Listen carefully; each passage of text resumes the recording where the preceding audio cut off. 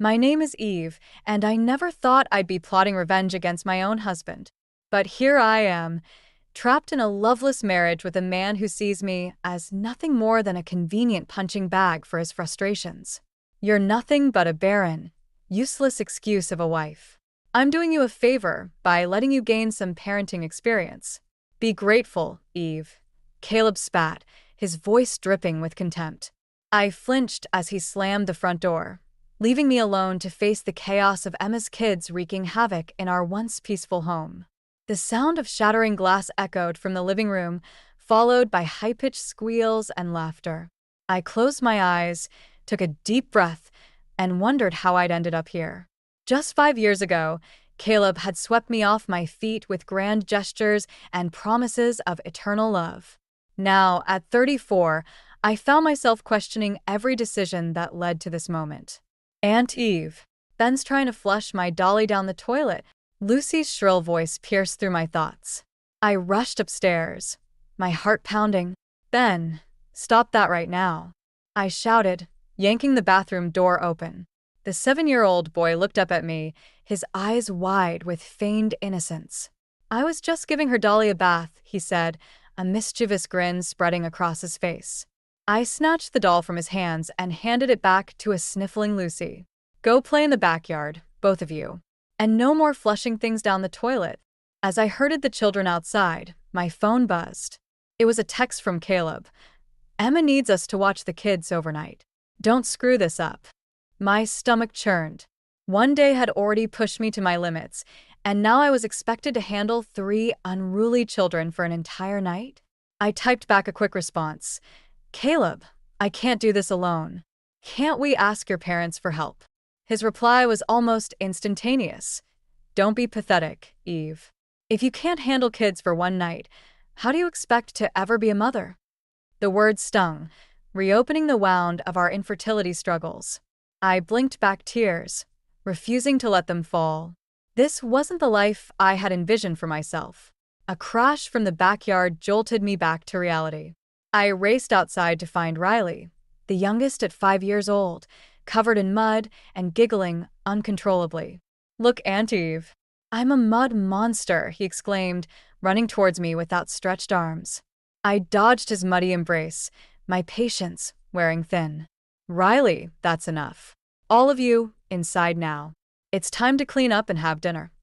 As I corralled the children back into the house, my mind wandered to the day we'd bumped into Emma at the grocery store. Caleb's eyes had lit up in a way I hadn't seen in years, and my heart had sunk. I should have known then that trouble was brewing. Can we have pizza for dinner? Ben asked, snapping me out of my thoughts. I sighed, too exhausted to argue. Fine, pizza it is. While the kids squabbled over toppings, I placed the order and retreated to the kitchen. Leaning against the counter, I pulled out my phone and stared at my contact list. My finger hovered over my sister Hannah's name. We hadn't spoken in years, not since our falling out over Caleb. She had warned me about him, said he would break my heart. I had been too blinded by love to listen.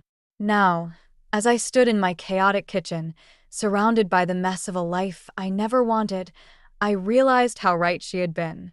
But could I swallow my pride and reach out to her now? As another crash echoed through the house, followed by more screaming, I knew I had no choice. I needed help, and Hannah was my only hope. With trembling fingers, I pressed the call button, praying she would answer. As the phone rang, I steeled myself for what was to come. One way or another, things were about to change. I never expected a simple trip to the grocery store would be the catalyst for my world unraveling. But there she was, standing in the produce aisle, her perfectly manicured hand hovering over a pile of avocados. Emma?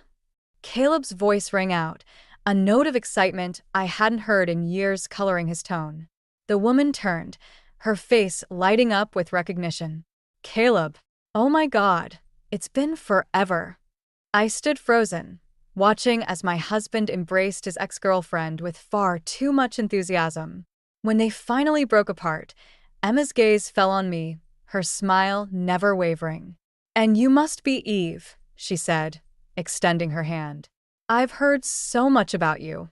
I forced a smile, shaking her hand. Funny, I can't say the same. Caleb shot me a warning glance before turning back to Emma. How have you been? Last I heard, you were moving to California.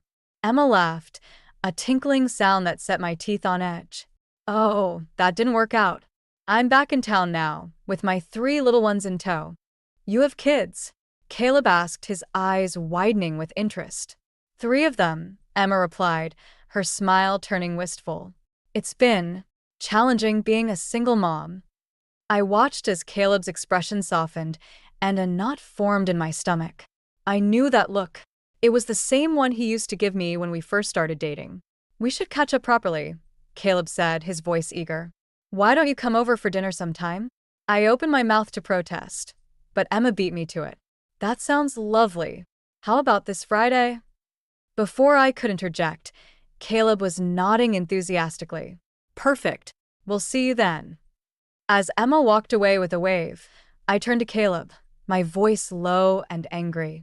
What the hell was that? He shrugged, already pushing the cart towards the checkout. What? It's just dinner with an old friend. An old girlfriend, I corrected. And you didn't even ask me if I was okay with it. Caleb's jaw tightened. I didn't realize I needed your permission to invite friends over, Eve.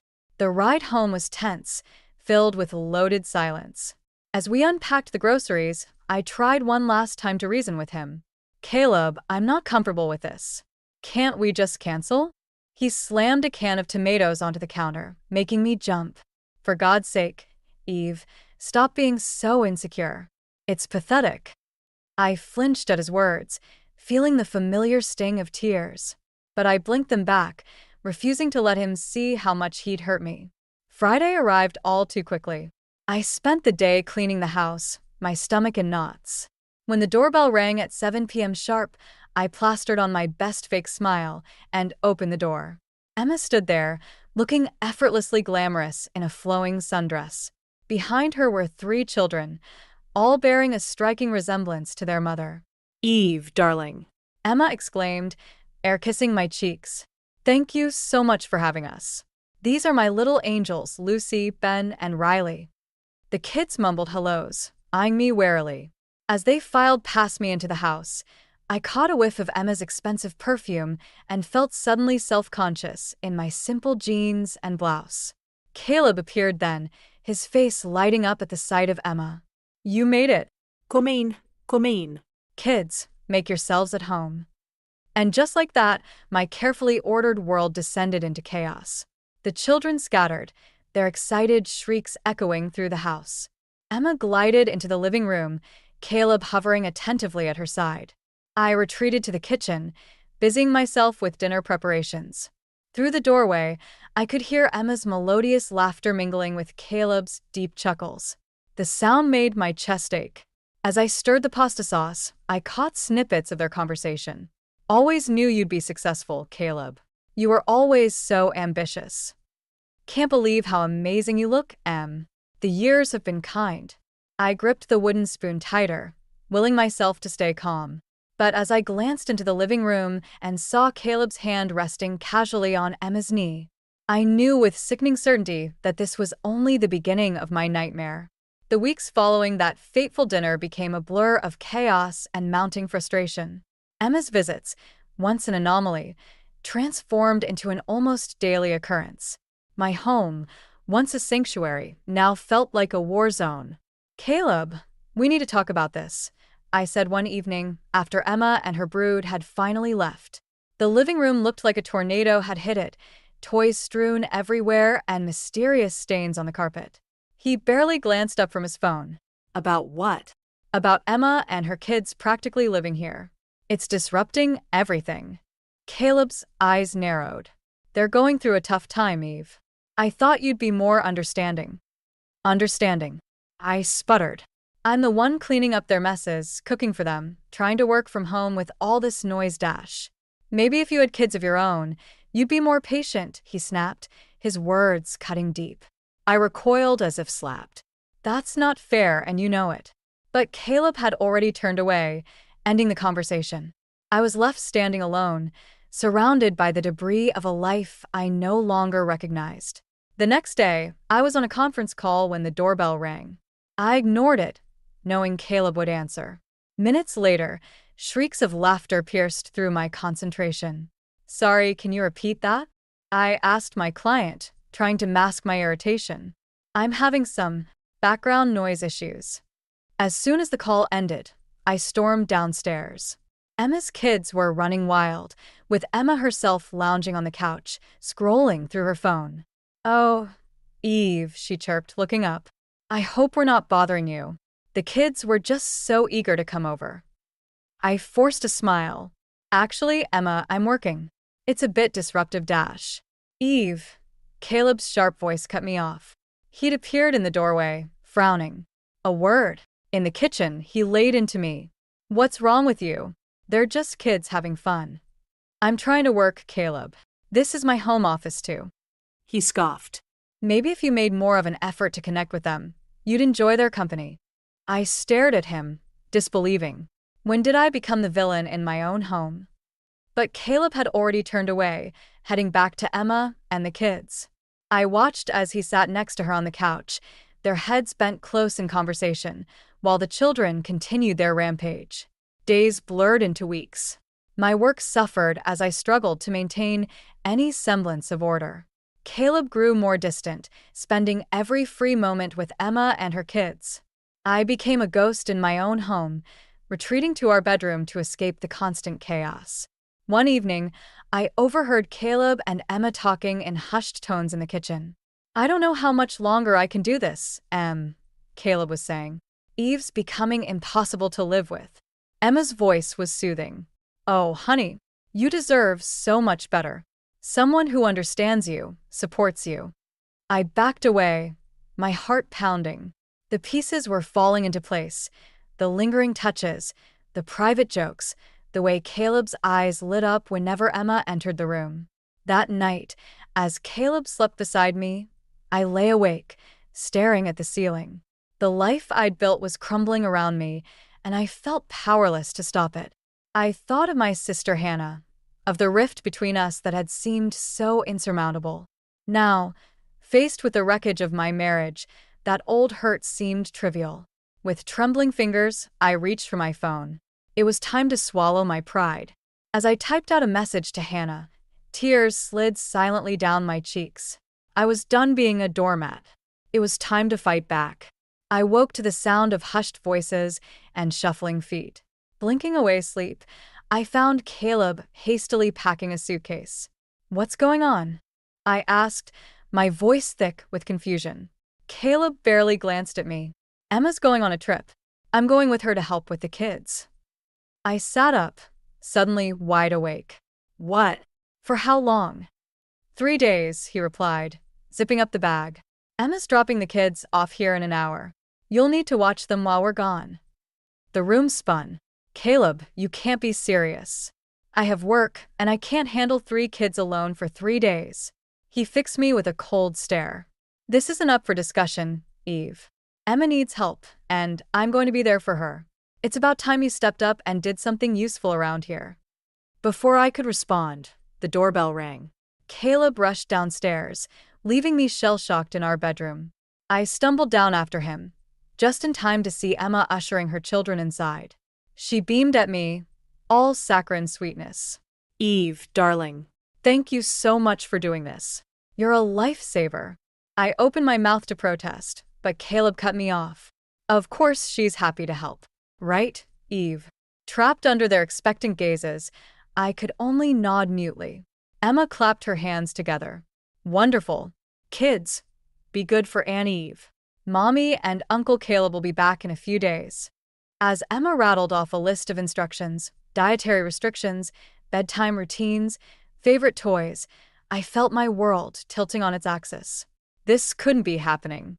Before I knew it, Caleb and Emma were out the door, leaving me alone with 3 wide-eyed children and a sinking feeling in my stomach. The first day was a nightmare. Lucy refused to eat anything but ice cream. Ben dismantled my laptop to see how it works, and Riley had a meltdown because his favorite TV show wasn't on. By nightfall, I was at my wits' end. The house was a disaster zone, I'd missed 2 important work calls, and the kids were still running wild. As I slumped on the couch, my phone buzzed. It was Caleb. "How's everything going?" he asked, the sound of laughter and music in the background. "It's chaos," I admitted. "Caleb, I can't do this. Can you please come home?" His voice hardened. "Don't be dramatic, Eve. They're just kids. Figure it out." The line went dead. I stared at the phone, tears welling up. That's when I noticed a new text message from Hannah. "Hey sis, just checking in. How are you holding up?" My fingers hovered over the keyboard. Pride warred with desperation. Finally, I typed out a response. "Hannah, I need help. Can you come over?" Her reply was almost instantaneous. "On my way." An hour later, Hannah swept through the front door like a force of nature. She took one look at the chaos around us and sprang into action. "All right, troops," she called out to the kids. "Who wants to play a game?" To my amazement, the children gathered around her, hanging on her every word. Within minutes, she had them engaged in a cleanup competition, turning the mess into a game. As we worked side by side, Hannah turned to me. "Eve, what's really going on here?" The dam broke. Through tears, I told her everything: Caleb's emotional abuse, Emma's manipulation, my growing suspicions of their affair. Hannah listened, her face darkening with each revelation. When I finished, she pulled me into a fierce hug. "I'm so sorry, Eve. I should have been here for you. But I'm here now, and we're going to fix this." For the first time in months, I felt a glimmer of hope. As we tackled the chaos together, a plan began to form in my mind. Caleb and Emma thought they could walk all over me, but they had no idea what was coming. With Hannah by my side, I was ready to fight back. The tables were about to turn, and I couldn't wait to see their faces when they returned to find their little game was over. The next morning, I woke to the smell of pancakes and the sound of laughter. For a moment, I thought I was dreaming. Then I remembered Hannah was here. I padded downstairs to find my sister at the stove, flipping pancakes with expert ease. Emma's children sat at the table, quietly coloring as they waited for breakfast. "Morning, sleepyhead," Hannah grinned. "Hope you're hungry." As we ate, Hannah outlined her plan. "First, we establish a routine. Kids thrive on structure. Then, we'll tackle this house. By the time Caleb and Emma return, they won't recognize the place or the kids." Over the next 2 days, Hannah worked miracles. She implemented a chore chart, turning cleaning into a game. She set up a reward system for good behavior and consequences for breaking rules. The children, starved for attention and discipline, responded enthusiastically. While Hannah managed the kids, I threw myself into work, catching up on missed deadlines. For the first time in months, I felt productive, energized. On the third day, as Hannah and I sat on the porch watching the kids play in the yard, she turned to me with a serious expression. "Eve, we need to talk about what happens when Kayla comes back." I sighed, the bubble of peace bursting. "I know. I don't know what to do." Hannah squeezed my hand. "You can't keep living like this. It's time to fight back." She was right, of course. But the thought of confronting Caleb terrified me. What if he left me? What if? My thoughts were interrupted by a shout from inside. We rushed in to find Ben standing by Caleb's open laptop, looking confused. "Aunt Eve, why does Uncle Caleb have pictures of Mommy in his computer?" My blood ran cold. Hannah gently moved Ben aside as I approached the laptop. There, in full view, was a folder labeled M. With shaking hands, I clicked it open.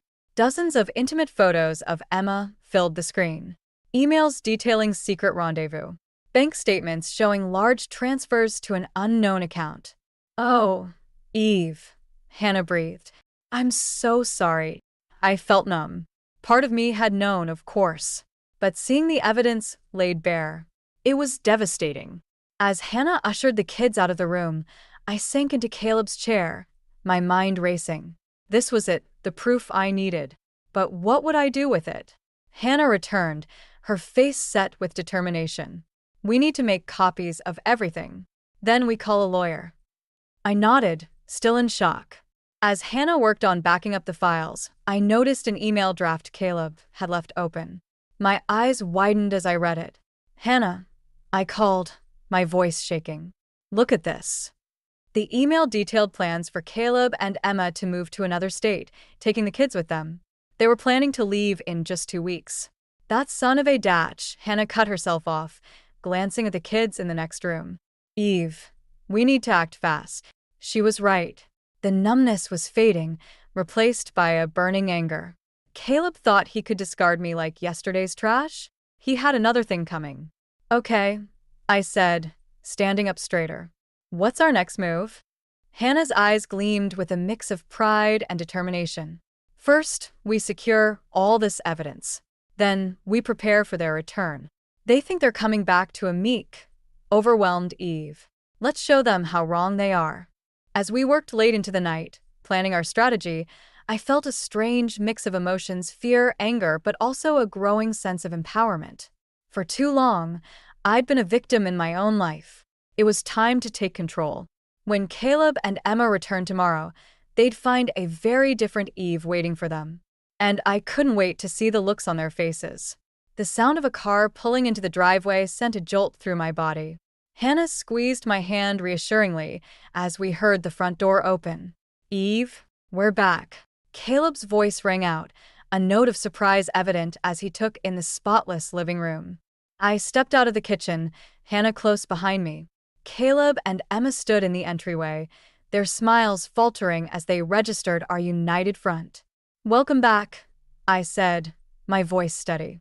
How was your trip? Caleb's eyes darted between Hannah and me. What's going on here? Why is Hannah here? Before I could respond, Emma's children came bounding down the stairs, their faces alight with excitement. Mom. Uncle Caleb, look what we made. Lucy held up a colorful chart. It's our chore wheel. Aunt Eve and Aunt Hannah helped us make it. Emma's smile looked strained as she examined the chart. That's nice, sweetie. Why don't you all go play upstairs while the grown-ups talk? But Mom, Ben protested, we have to finish our homework first. That's the rule now. Emma's eyebrows shot up. Rule? What rule? The rules Aunt Eve and Aunt Hannah made. Riley chimed in. They're much better than your rules, Mom. We actually have fun now. I watched as Emma's face tightened, her eyes flashing with anger. Caleb stepped forward, his charm offensive in full swing. Kids, listen to your mother. Go upstairs now. To everyone's surprise, it was Ben who spoke up. No, Uncle Caleb. We don't have to do what you say anymore. Aunt Eve showed us the pictures on your computer. You're not a good person. The color drained from Caleb's face. Emma whirled on him, her voice shrill. What pictures? I stepped forward, my heart pounding but my resolve firm. I think it's time we all had a talk. Kids, please go upstairs. Hannah will be up in a minute to help with homework. As Hannah ushered the children upstairs, I led Caleb and Emma into the living room. The tension was palpable as we sat down. Eve, whatever you think you know, Caleb began, but I cut him off. Save it, Caleb. I've seen everything. The photos, the emails, the bank statements. I know about your plans to leave with Emma and the kids. Emma's head snapped towards Caleb. You told her? He didn't have to, I replied coldly. You two weren't as careful as you thought. Caleb's face twisted with anger. You had no right to go through my personal files, and you had no right to betray our marriage. I shot back, my voice rising. Did you think I wouldn't find out?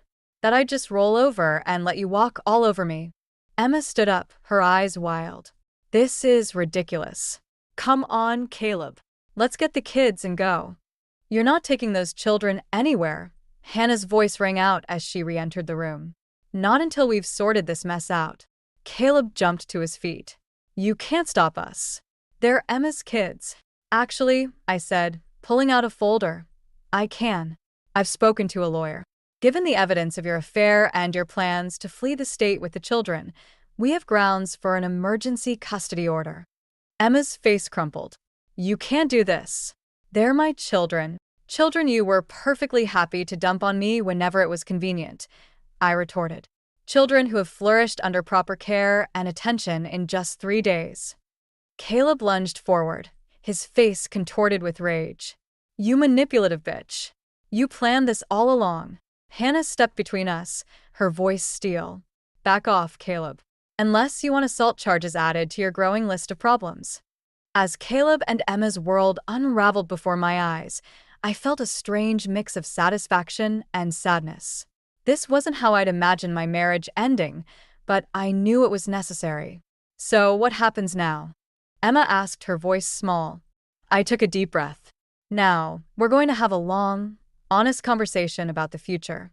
And this time, I'm the one calling the shots. The tense silence that had settled over the room was shattered by the sound of a car pulling into the driveway. Caleb's face paled as he recognized the distinctive rumble of his father's vintage Cadillac. What the hell? He muttered, moving towards the window. Hannah shot me a knowing look. I nodded, steeling myself for what was to come. The doorbell rang, its cheerful chime a stark contrast to the atmosphere in the house. I moved to answer it, Caleb hot on my heels. Mom? Dad? What are you doing here? Caleb's voice cracked as he faced his parents on the doorstep. Margot and Richard Lawson stood there, concern etched on their faces. Hannah called us, Margot explained, her eyes darting between Caleb and me. She said there was an emergency. Caleb whirled on Hannah, his face contorted with rage. You had no right, Dash. She had every right, Richard cut in, his voice stern. Now, someone better start explaining what's going on here. As we all filed back into the living room, Emma tried to make a discreet exit. I should probably go check on the kids, Dash. Sit down, Emma, I said firmly. You're as much a part of this as anyone. Over the next hour, the whole sordid tale unfolded. I presented the evidence of Caleb and Emma's affair, the financial records showing Caleb's mismanagement of our joint accounts, and their plans to flee with Emma's children. Margot gasped, her hand flying to her mouth. Caleb, how could you? Caleb's face was a mask of defiance. You don't understand. Eve and I were having problems. Emma was there for me, Dash. Don't you dare try to justify this, Richard thundered. We raised you better than this. As the reality of the situation sank in, Emma's composure began to crack. This isn't fair, she wailed. We love each other. You can't keep us apart. In a desperate move, she grabbed Caleb's hand and made a dash for the stairs. Let's just get the kids and go. We don't have to explain ourselves to anyone. But Caleb's parents were quicker. Richard blocked the staircase while Margot positioned herself by the front door. You're not going anywhere, Richard said, his voice low and dangerous. Not until we've sorted out this mess you've created. Caleb's shoulders slumped in defeat. Fine. What do you want from me? Richard's eyes were cold as he addressed his son. First, you're going to sign over control of all your accounts to your mother and me. We'll make sure Eve gets what she's owed in the divorce. Divorce? Caleb sputtered. Who said anything about divorce? I stepped forward, my voice steady. I did. It's over, Caleb. I won't be your doormat anymore. Margot nodded approvingly. Good for you, Eve. And as for you, she turned to Emma, I suggest you start thinking about what's best for your children. Because from what I've seen, it certainly isn't you. Emma crumpled to the floor, sobbing. Caleb stood frozen, the reality of his actions finally sinking in. Richard turned to me, his expression softening. Eve, I want you to know that Margot and I support you completely. We'll make sure you're taken care of during and after the divorce proceedings. I felt tears prick my eyes. Thank you. That means more than you know. As Hannah wrapped an arm around my shoulders, I realized that this was it. The moment everything changed. The life I had known was over, but a new one was just beginning. Caleb made one last, desperate attempt. Mom, Dad, please. You can't just cut me off. I'm your son. Richard's voice was heavy with disappointment. A son we no longer recognize. Until you make this right, until you show true remorse for your actions, consider yourself disowned. The finality of those words hung in the air. As Caleb and Emma's world crumbled around them, I felt a weight lift from my shoulders. The road ahead would be challenging, but for the first time in years, I felt hope. I caught Hannah's eye and saw my own determination reflected there. Whatever came next, I knew I wouldn't face it alone. 6 months after that fateful confrontation, I stood in my new apartment, surrounded by moving boxes and the promise of a fresh start. The divorce had been finalized last week, thanks in large part to the unwavering support of Caleb's parents and my sister Hannah. I ran my hand along the smooth surface of my desk, a parting gift from Margot and Richard. To new beginnings, the card had read. Their kindness still overwhelmed me at times. A knock at the door pulled me from my reverie. Hannah's smiling face greeted me as I opened it. "Ready for your first day at the new job, sis?" she asked, stepping inside. I nodded, a mix of excitement and nervousness fluttering in my stomach. As ready as I'll ever be. As we drove across the city, Hannah filled me in on the latest developments. Emma's kids are doing great with their new therapist. The court-mandated visitations are going smoothly, and Emma seems to be making an effort to be a better mother. I felt a pang of sympathy for the children I'd grown to care for during those chaotic days. And Caleb, Hannah's expression hardened. Last I heard, he's still trying to win back his parents' approval. The affair with Emma fell apart pretty quickly once the money dried up. I nodded, surprised at how little I felt at the mention of my ex-husband's name. The anger and hurt that had consumed me for so long had faded, replaced by a sense of peace and purpose. As we pulled up to my new workplace, a bustling nonprofit focused on supporting victims of domestic abuse, Hannah squeezed my hand. "You've got this, Eve. I'm so proud of you." Tears pricked my eyes. "I couldn't have done any of this without you, Hannah. Thank you for being there when I needed you most." She pulled me into a fierce hug. "That's what sisters are for. Now go show them what you're made of." As I walked into the building, head held high, I reflected on the journey that had brought me here. The pain, the betrayal, the moments of despair, they had all led to this new chapter in my life.